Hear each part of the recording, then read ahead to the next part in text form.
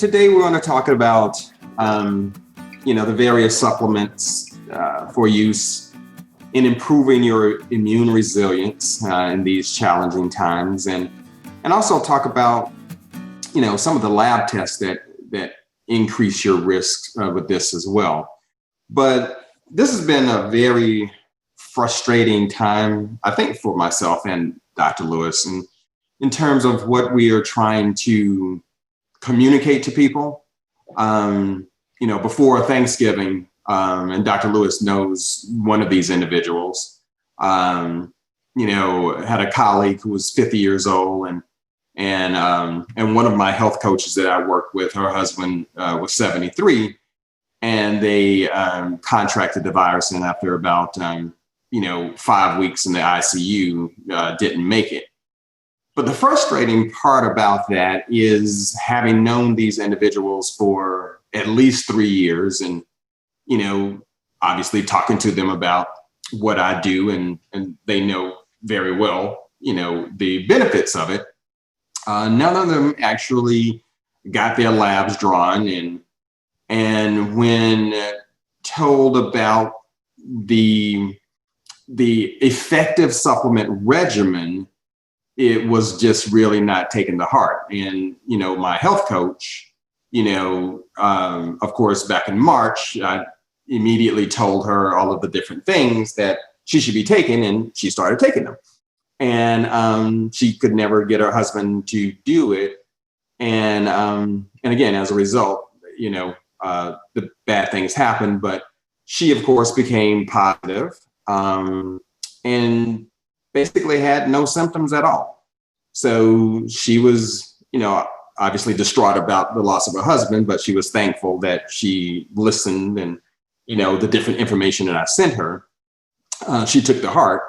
But she's also frustrated because she's tried to talk to different individuals in her circle, and it's just not sticking.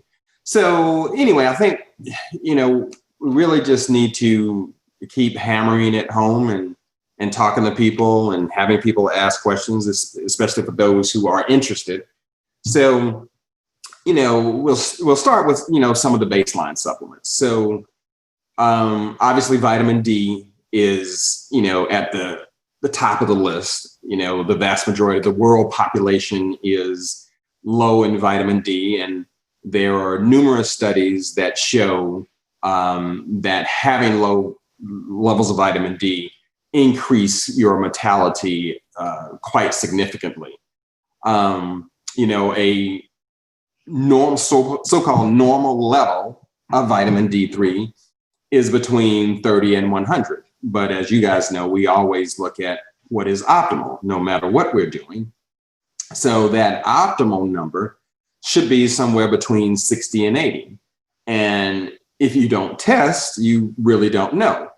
So, by taking, 2,500 to 10,000 IUs of vitamin D3 daily, that's fine. However, in an ideal situation, you really want to know what that level is, because if you're taking it in, a pill form, you may not be adequately absorbing it. And I've had numbers of patients who've been, oh yeah, I take 5,000 IUs every day. And then I test them and it's still like 28. So, interesting thing, about that, so people really need to understand the importance of testing.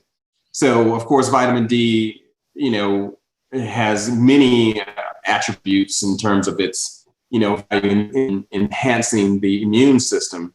One of the key things is it also increases one of our body's what's called an antimicrobial peptide.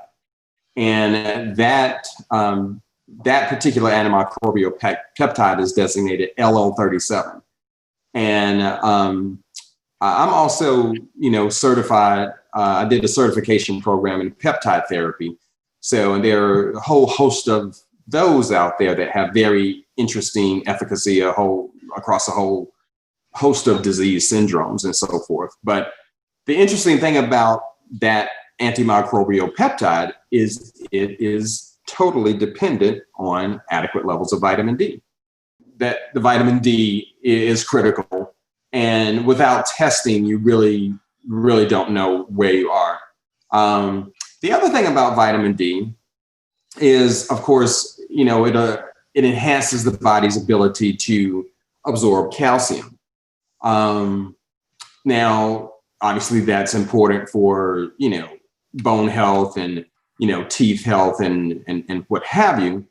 But when you're taking external doses of vitamin D, especially at fairly significant doses over time, this can present a problem if you're not also combining vitamin K2 and magnesium. All these things work in kind of a symphony, right? So if you're taking a lot of vitamin D3 without, also getting the K2 and magnesium levels, optimal, then that calcium that is absorbed from the diet doesn't make it all the way to the bones and teeth where it's supposed to be.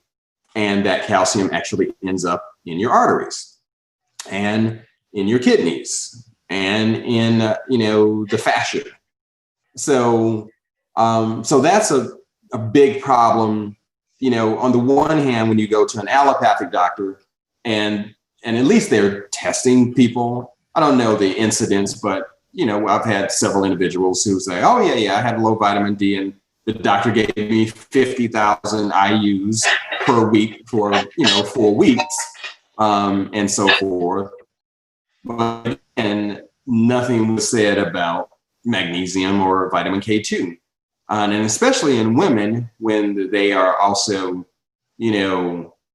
told that as you get older, you also need to be taking calcium supplements. Well, the vast majority of the calcium supplements on the market really are quite problematic.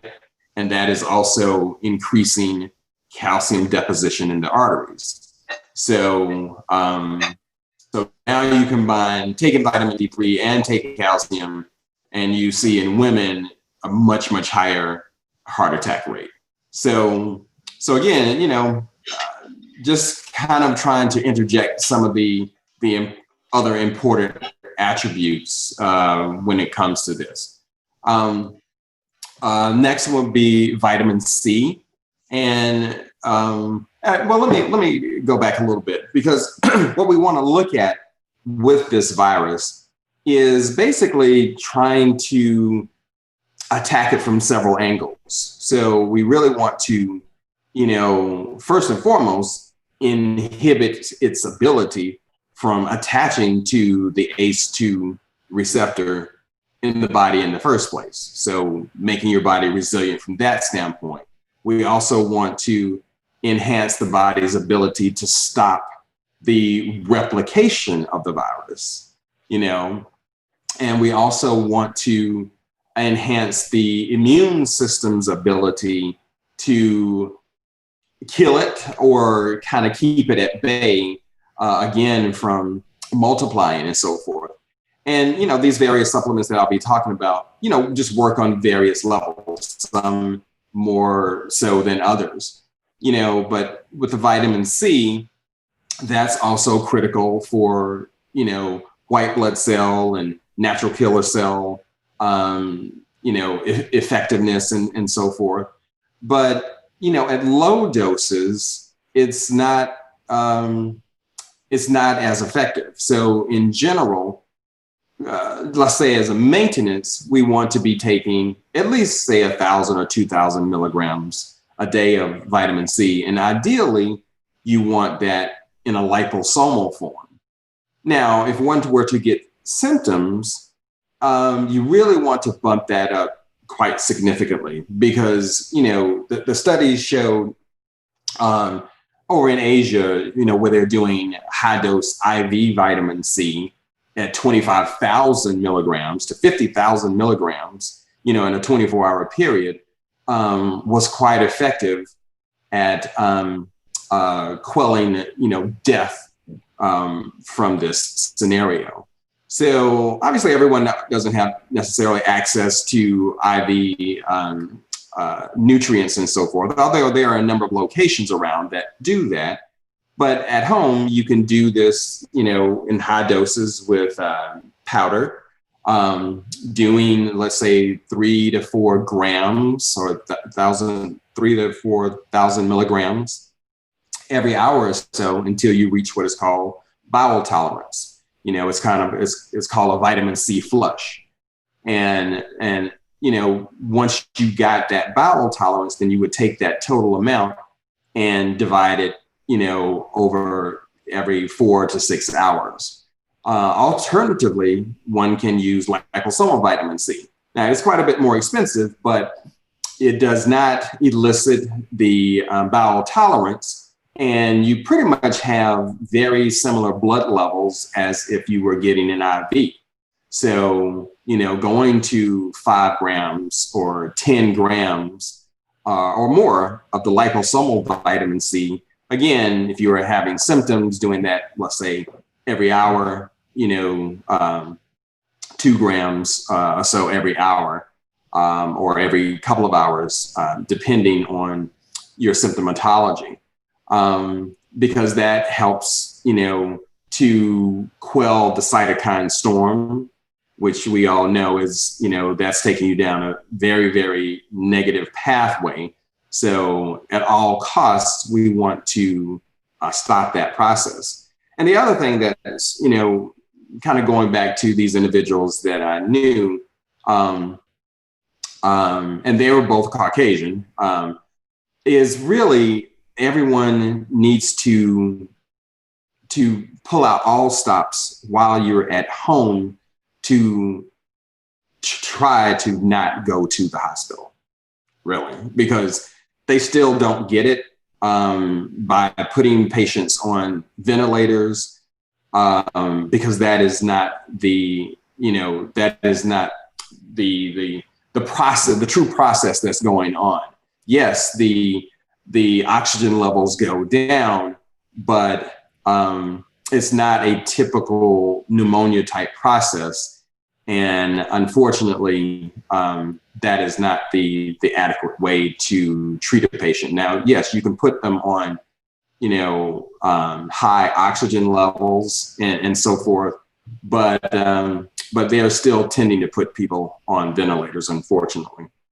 So now with the vitamin D, it's really, I want to go back to that one. So if you were to get symptomatic, and let's say you were taking 2,500 a day, but you really, or 5,000 a day, you really, again, want to be religiously doing this, because doing big doses of vitamin D after having not been on vitamin D really doesn't work. And they've shown that in hospital settings where they've given them 100,000, IUs of vitamin D or more, and it really does not affect mortality because the process is already started. So being very conscientious about taking vitamin D, getting good sun exposure, and the sun exposure is a plus or minus. Obviously, that's where we can get our, natural vitamin D by, transference of cholesterol to vitamin D. But obviously in winter months, the UVB and so forth is decreased, and most people still just aren't necessarily laying out in the sun when it's cold. So especially during winter months, you really need to be taking extra vitamin D3. And again, really testing for that is the best way. Vitamin A, also very important. Vitamin A actually can help stop the replication of the viruses. The nice thing about cod liver oil is that it has your vitamin D, it has the omega-3 fatty acids, and it has vitamin A in the correct form, the retinol form. Because, a lot of people will see vitamin A in supplements, but it's generally the beta carotene form. And not everyone can effectively convert that to the active form. So obviously you can take, the retinol form of vitamin A supplements as well. But you don't want to go too incredibly high, especially for long periods of time. Somewhere between 4,000 IUs and 10,000 is a good number. If you were to get symptomatic, yes, you can bump that up to maybe 20,000 IUs. For women, especially if there's any indication that a woman may be pregnant, you can't go above 5,000 IUs because that can be problematic for the developing fetus.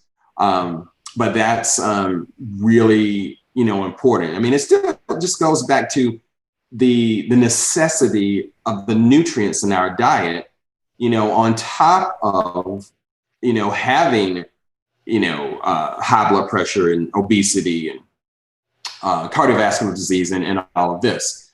Yes, that is highlighted in the media, that those individuals who have these comorbid conditions are at enhanced risk, but no one's really talking about the nutrients that stand behind those and is keeping that process going. So yes, vitamin A, very, very critical. Zinc, another incredibly important nutrient, because that actually stops the replication of viruses as well. It more so than even vitamin A. And that's actually, where the benefits of the hydroxychloroquine was, because hydroxychloroquine worked as what is called an iontophore. And that simply means that medication opens up the channels in the cells to allow zinc to come in. Because, fighting bacteria, viruses, parasites is, it's a very intricate and, complicated type scenario that has lots of moving parts, but people really need to understand how important the nutrients are in the ability for those cells to do what they do. So taking zinc from 20 to 30 milligrams a day is sufficient for the vast majority of people. You really don't want to go over 50 milligrams a day for any long periods of time, because it will, promote disruption of your copper balance. So if you were to do high doses, like 100 milligrams for weeks on end or months on end, your copper levels would go down. And then that would actually be bad, because low copper levels will actually cause immune compromise. So somewhere between 20 and 30, maximum 50 milligrams a day is quite beneficial. And again, if you were to get symptoms, maybe bump it up to 100 milligrams, for a period of 5 days, and then just drop it back down. So that's a incredibly important nutrient. Another one would be selenium. Selenium, extremely important, just for overall health. I prescribe that for patients, especially with hypothyroidism, because that's one of the key nutrients that is involved in transporting or converting the T4, the inactive form of the thyroid, to T3. But the selenium also has its own immune enhancing effects and antiviral effects. So taking that at 200 micrograms a day is perfect. Again, you don't want to take too much selenium, because it can show some level of toxicity over time if you're taking too much of that. But that's extremely, extremely important nutrient. Quercetin, which is a flavonoid from onions, is another key nutrient in terms of its ability to act as an iontophore. So that's a natural supplement that can be utilized instead of hydroxychloroquine. And that, again, is going to help shuttle zinc into the cells where it can exert its, virus stopping capability. But quercetin also has its own, again, immune boosting and antiviral properties by itself, in addition to it being the iontophore. So generally levels of 500 milligrams twice a day to 1,000 milligrams twice a day are quite effective. There's an associate of ours, Dr. Bronstein, who, had a very, very interesting, cohort of patients. I think about probably 140 patients that he placed on food grade hydrogen peroxide, as well as ozone therapy, along with the vitamin C, the zinc, the vitamin D, and all of these things. And excuse me. And this was in the patient's own words, where they contracted the virus, had significant symptoms, came to his clinic, and were given the IV vitamin C and nebulized hydrogen peroxide and what have you. And none of them ended up going to the hospital, and they all recovered. The sad thing about that is each one of those videos that was hosted on this site, the Federal Trade Commission came in and forced them to take it down. So again, just that type of information is incredibly important for people to know. And you can go on Amazon, buy a nebulizer for about $50. Food grade hydrogen peroxide is probably $10, and the sterile normal saline another $10. And that would be a very effective and low cost way to start the process of combating this virus. I'm not saying it's 100% by itself. Again, you really want to put all of these things together. Propolis, another very important nutrient. It's from bees. Again, having broad spectrum effects on the immune system and being, antipathogenic. Andrographis is another nutrient, another herb that's very important. N-acetylcysteine. That one's a very crucial one because N-acetylcysteine helps the body to make glutathione. So make the liver make glutathione. Glutathione, in addition to its being the body's master antioxidant, also has broad spectrum immune enhancing benefits. And N-acetylcysteine is one of the precursors to enhance the liver's ability to accomplish that. 600 milligrams twice a day is a very good dose for that. But you can even go up to higher doses, especially if one is symptomatic.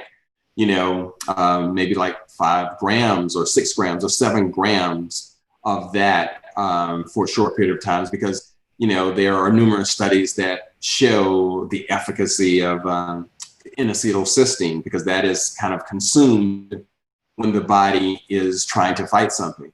As a note, basically kind of going back to the zinc, when people have a decrease in their smell or taste, that is an indication that you're zinc deficient, because zinc is a nutrient that is necessary for smell and taste. So when your body is confronted with this virus, it tells you that the body is consuming all of the zinc stores to try to keep this at bay. So like the younger people, who have this, they, still are a bit more resilient. And just anyone who has this decrease in taste and smell, that is the indication that you are truly zinc deficient. Let's see, what else? The ivermectin, this is a medication. Again, the vast majority of people have not heard about this, but it is, if you were to Google, the frontline critical care doctors. They are the ones who came up with the MATH protocol, which is the methylprednisolone or dexamethasone, the steroid, the ascorbic acid, the thiamine. So the B vitamins are also important in this, and the heparin, because of course we're getting a number of individuals getting clots, from this. But they've recently added ivermectin. Most of you probably haven't heard of that, or you might have, but it's an anti-parasitic and very inexpensive. So chances are we won't hear about this in the media because it's a generic drug, just like hydroxychloroquine. But that has been shown to have incredible efficacy for this. 0.15 milligrams per kilogram, in a single dose for, a period of 2 days. You skip a day, you start with, depending upon your weight, maybe 12 milligrams, 15 milligrams, take all of those pills at once, and then maybe skip a day and do another dose. And that is found to be quite adequate. It can be repeated as well, but again, you can see their, algorithm and protocol for the use of ivermectin. Again, that is a prescription, so it has to be written for.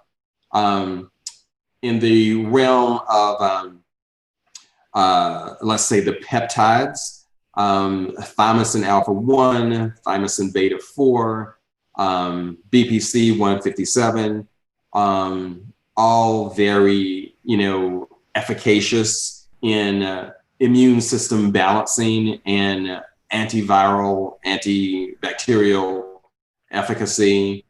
There's just a whole host of things out there that can be utilized to fight this virus. And again, it's just very frustrating that, all of these things are not made widely available to the public, because really no one should be dying from this. But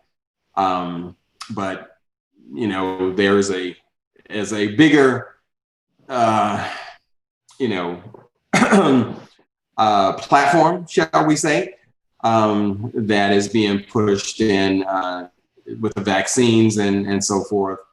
And a note about the vaccines is people need to understand that that is still not the end all be all for this, and the efficacy rate, being at saying 95%, is not stopping the virus. It is only, decreasing the, shall we say, the symptoms and so forth.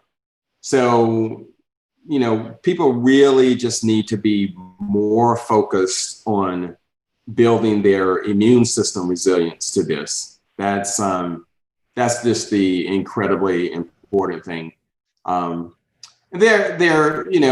There's also melatonin that can be utilized, and now they've shown that especially in African Americans, low melatonin levels are critical for this. Most people know about melatonin and enhancing sleep, but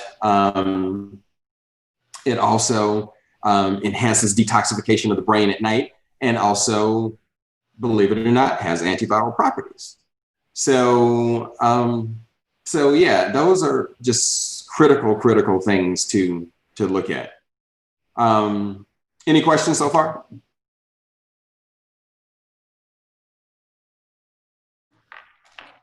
Hello?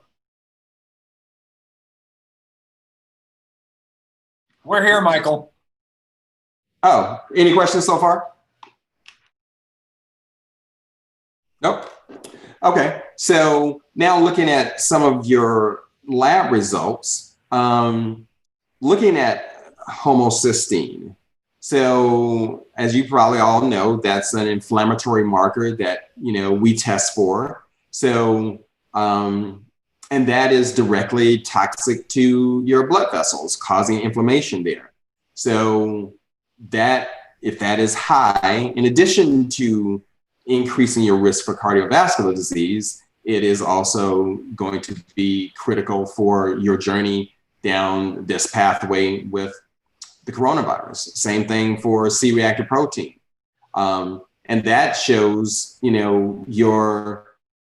it's a surrogate for showing your underlying infectious burden. So, in our realm, we look at how full is your bucket, right? Because obviously everyone is not succumbing to this virus. It's kind of a perfect storm type thing. So everyone has a bucket full of toxins, of subacute infections, just a whole host of things.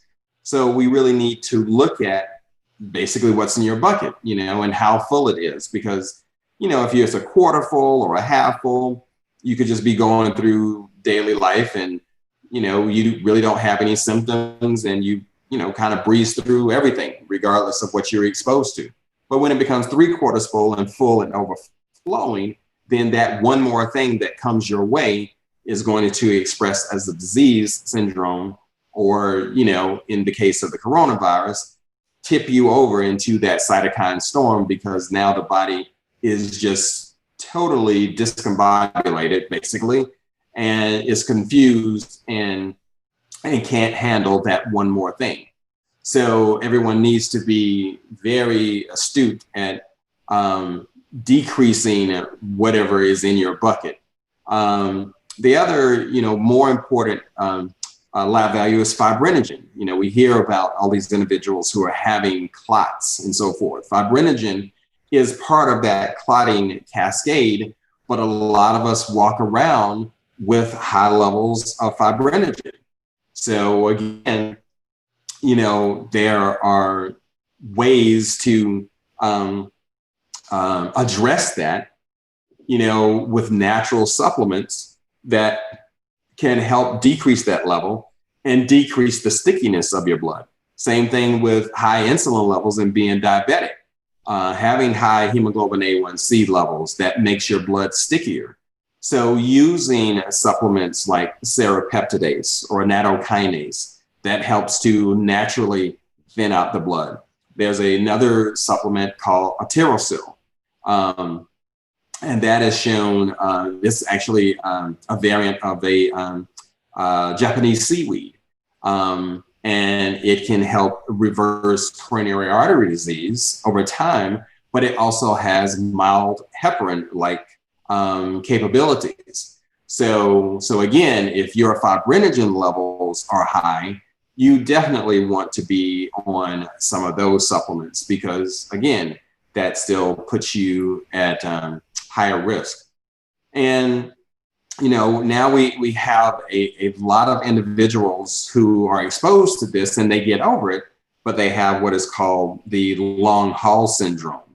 Well, again, the traditional doctors are not really offering anything, but in the functional medicine realm, well, it's obvious why you have these lingering chronic fatigue syndrome and all of these things, because you are still nutrient depleted and your body has not gotten back to homeostasis. So there are, again, numerous supplements that can be utilized for that. There's a supplement called PEA. I'm blanking on the what it stands for, but it is another nutrient that can help with long haulers. Using higher dose fish oil can be quite beneficial, and the like. So I'll just kind of stop there. If anyone has questions, but again, at the end of the day, it's really, if you have symptoms, there are a whole host of things that you can utilize at home to really combat this and truly just keep you out of the hospital where you really don't want to go. How far along do you think someone can be at home, fever or whatnot, and then be able to really control this with the supplements? Anything? Well, again, like I said, yeah, I mean, with what, Dr. Brownstein showed, I mean, you have to be aggressive with it though, and everyone, again, is on a different continuum. So if you've been taking these various supplements for some time, chances are, you'll probably have mild symptoms. But if you're just kind of starting from zero, yeah, you have to be more aggressive. And obviously, I'm not saying don't contact your primary care doctor or someone in that realm. Um, One may have to go that route if none of these things are efficacious at home, and especially if you're having shortness of breath, and obviously with clotting and so forth. If you have not been on the supplements that can help with that, and you start getting blood clots, and they might start in the leg, and you have calf pain and so forth, you need to go to the hospital, and you need to be placed on heparin. You can't obviously do that at home, and the natural supplements don't work that quickly. So, again, it'll be good for you to have a pulse oximeter at home, and if the saturation does go down too low, and again, if you're really, really short of breath, you might need to go. But at any first symptom that you have, fever, shortness of breath, or whatever, you really want to, just pull out all the stops, double or triple up on the supplements, use the food grade hydrogen peroxide, contact someone like me or your doctor. I mean, chances are your doctor probably won't prescribe the ivermectin, because that's just not part of the natural, armamentarium of things that they are looking at. But again, if you go to, you can show your doctor that article or website from the frontline critical care doctors, very highly respected doctors at, major institutions, and they have put that in their protocol. So you might want to print that out and share it with them. So, but yeah, it's just, there are just a whole host of things that can be utilized at home to stop this. We have on our blog, we blogged about the ivermectin, and what I've done with people that I've talked with is, hey, consider showing this blog or the video from Tom Barodi about what ivermectin is doing, and maybe your local PCP or doctor would actually prescribe it. Because when you look at the world of pharmaceuticals that have saved lives, ivermectin is either number one or number two in terms of globally saving lives, particularly for third world countries with a lot of parasitic infections that lead to dehydration and death, and nutrient deficiency. This is something, so it's not something that you're talking about that's not widely used, been around for a long time, and hasn't had a significant ROI. Right. Absolutely. And I was listening to one of the pediatricians, and they were using, as a matter of fact, on their child, I think child was 13 or 14, and having some significant symptoms. And in addition to all of the other things, she also did the high dose melatonin, the 20 milligrams, as well as the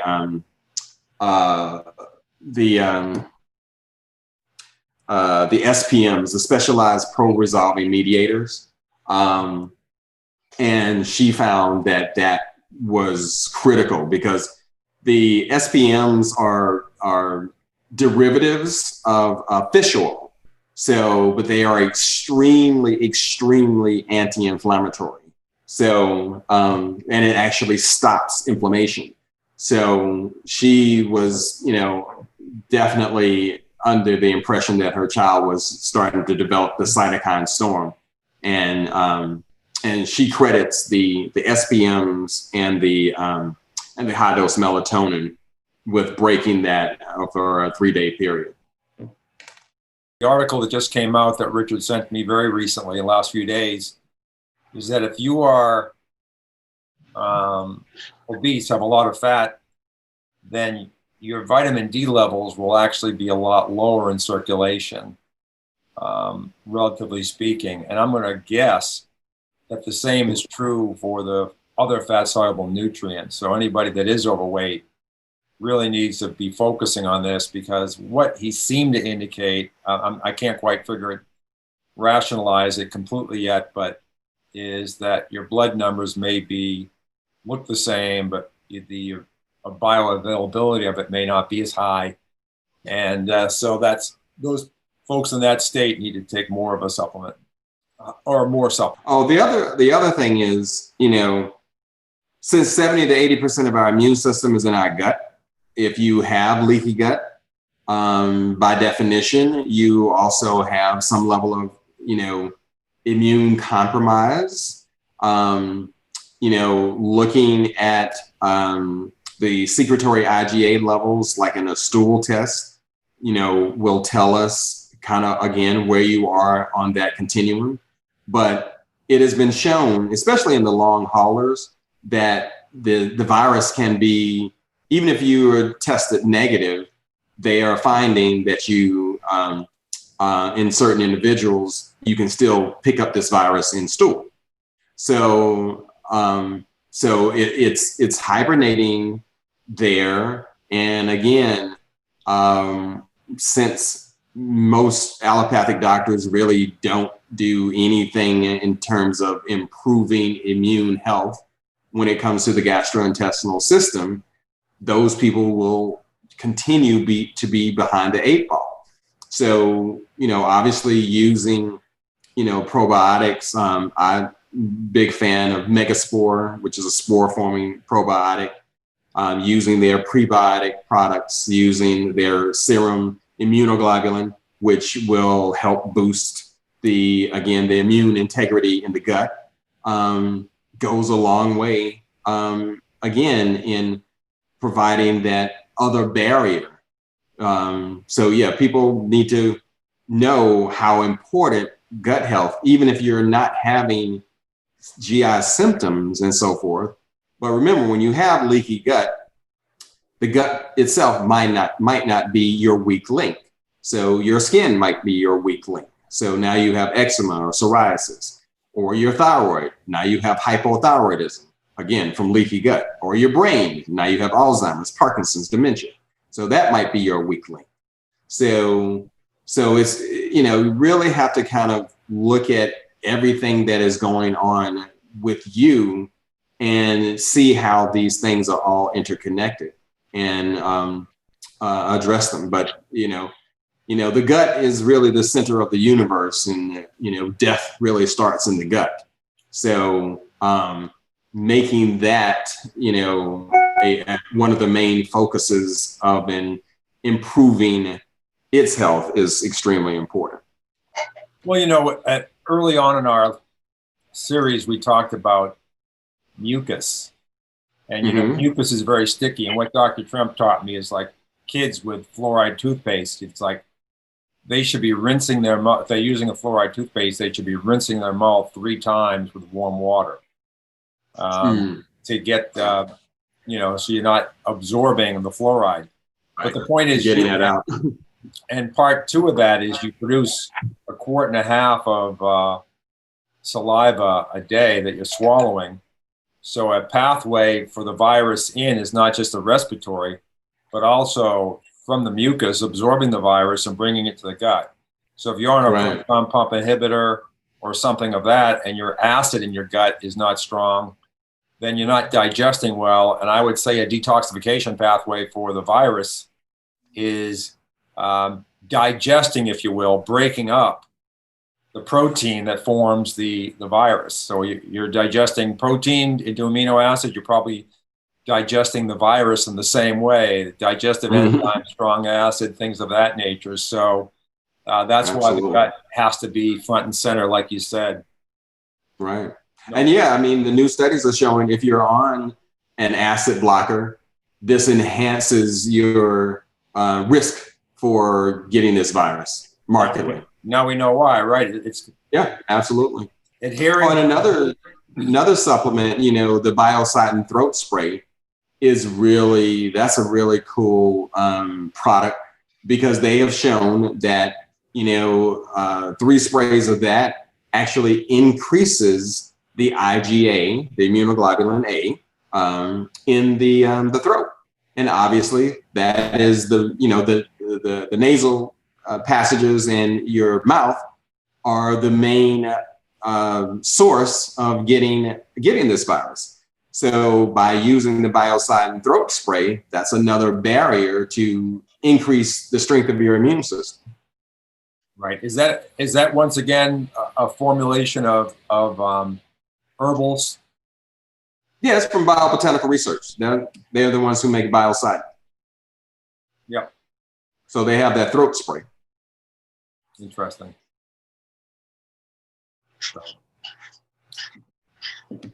Any questions? Yeah, I have a question.